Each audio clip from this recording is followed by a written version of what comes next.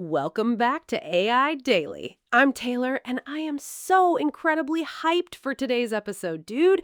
We have some absolutely wild stories lined up. And I'm Morgan. Let me guess, Taylor. More hype about models that can theoretically do your homework, or is this actually practical stuff today? No, seriously, it is super practical. We're talking about AI startups going completely broke, tiny models running on device, and how AI can become a real coworker. Okay, you definitely have my attention with the going broke part. Let's dive right into that first story. What is this survival test? Okay, so researchers at Princeton built this awesome benchmark called CEO Bench. It is a 500-day simulated survival test where AI agents have to run a fictional software startup. A fictional software startup? That sounds like a Silicon Valley simulator. So, how did our brilliant AI overlords actually perform? Dude, they absolutely crashed and burned. Out of all the models they tested, only 3 actually finished with more money than their starting capital. Wait, only 3? That is a terrible survival rate. I thought these LLMs were supposed to be master strategists. What exactly made them fail? They just couldn't handle long-term planning. They would make random decisions, burn through cash on bad hiring, or completely ignore market signals over those 500 days. It sounds like they lack a persistent state of mind. If you treat every day as a brand new prompt, you're bound to make inconsistent business choices. Exactly. And here is the craziest part. A simple, old-school, rule-based heuristic with absolutely zero AI in it actually beat almost all of the AI models. Oh wow, that is a massive reality check. A basic set of static rules outperformed multi-billion-dollar neural networks? That is honestly hilarious. Right? It shows that for structured business tasks, simple logic still wins.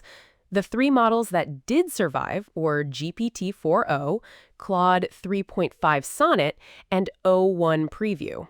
So, only the absolute top tier, most expensive models could barely keep the company afloat. That tells me we are far from fully autonomous AI companies. Totally. But it's a great baseline for future agent research. We need agents that can actually remember their long-term goals instead of just reacting. Definitely. It's easy to write a clever email, but managing cash flow is a whole different beast. What is our next story, Taylor? Next up is this super cool new open model from Sina Weibo called VibeThinker-3B. It is absolutely tiny, but it is putting up some massive numbers. Vibe Thinker? That sounds like a model that just sits around drinking coffee and looking aesthetic. What makes a 3 billion parameter model so special? Haha, right? But on math and coding benchmarks, this little 3B model actually matches giant models like DeepSeek V3.2 and Kimi K2.5.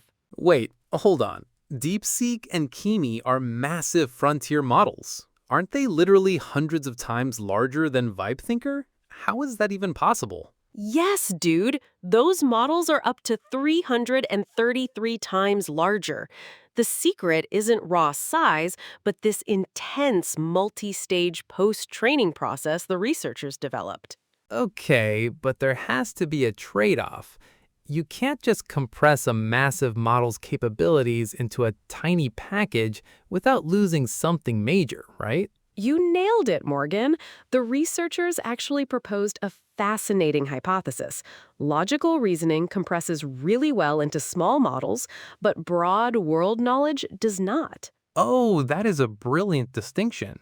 So it can do the logical steps of coding or math, but it won't know random historical facts or trivia? Exactly. It's like a genius kid who is amazing at logic puzzles but has never read an encyclopedia.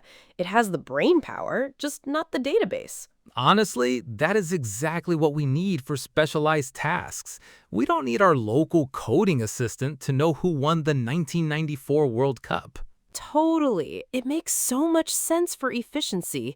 Why waste gigabytes of storage on factual trivia when you can just search the web for that anyway? I really love this trend. It feels like we are finally moving away from the bigger is always better mindset in AI development. Yes! And speaking of tiny, ultra efficient models, wait until you hear about what Liquid AI just released. It is even smaller. All right, lay it on me. How small are we talking?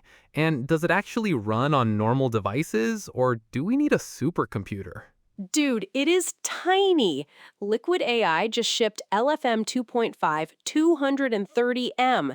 It has only 230 million parameters, and it is built specifically for on-device inference. 230 million parameters? That is absolutely minuscule. Most modern models start at 7 billion. What kind of speeds does it get? It runs at an insane 213 tokens per second on a Galaxy S25 Ultra and even 42 tokens per second on a humble Raspberry Pi 5. 42 tokens per second on a Raspberry Pi? That is actually incredible. But what can a model that small actually do besides run fast? It's optimized for tool use and data extraction. Believe it or not, it actually beats much larger models like Qwen 3.5 and Gemma 3 on instruction following. Wow. Qwen and Gemma are highly rated models. So Liquid AI is proving that their non-transformer architecture can really punch above its weight. Exactly! They built it on their LFM2 architecture, and they added support for llama.cpp, ONNX, and MLX. Developers can run it on almost anything. This is a massive win for privacy and offline tech. Imagine having an assistant on your smartwatch that responds instantly without needing any internet connection. Yes, dude! No lag, no subscription fees, and your personal data never leaves your device. This is the ultimate dream for local AI assistants. I am definitely a fan of local processing. But if we want these local models to be useful, they have to do more than just answer questions. Oh, absolutely. Which leads us perfectly to our final story today about how AI needs to evolve to become a real coworker. Let me guess, another research paper claiming AI will replace all human workers by next Tuesday? Actually, no. This is a survey paper from Tencent and several Chinese universities, and they argue AI won't be a reliable coworker until it stops just answering questions. Okay, I can get behind that. We have enough chatbots that just spit out text. What is the actual shift they're proposing? They say AI needs to start finishing entire tasks in persistent work environments.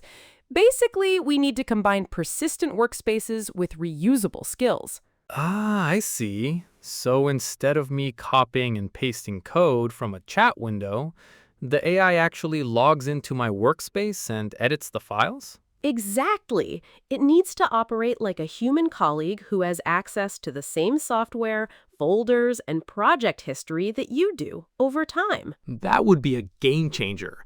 Right now, every time I open a chatbot, it has total amnesia. I have to explain the context all over again. Right? It is so tedious. The researchers argue we must transition from simple chatbots to digital colleagues that can manage state and execute complex workflows. It is the difference between an external consultant who just gives advice and an actual employee who rolls up their sleeves and does the work. Yes, but dude, the paper also points out that building this level of trust is incredibly hard. If an agent messes up, it could delete databases. Exactly. The stakes are so much higher when you give an AI right access to your company's systems. We need massive safety guardrails first. Totally, but it is a super exciting roadmap. It shows that the industry is finally moving past the basic chat interface into real, useful automation. I agree. It's a much more realistic view of how AI can actually integrate into our daily work lives without replacing the human element entirely. Well, that is all the mind-blowing news we have for today, dude. From startup simulators to tiny edge models, the AI space is moving fast. It really is. It's nice to see some focus on efficiency and practical utility instead of just making models bigger and more expensive. Absolutely. I cannot wait to see what drops next, and we will definitely be here to cover it all for you. Thanks for listening, everyone. That is it for today. We will be back tomorrow with more AI news.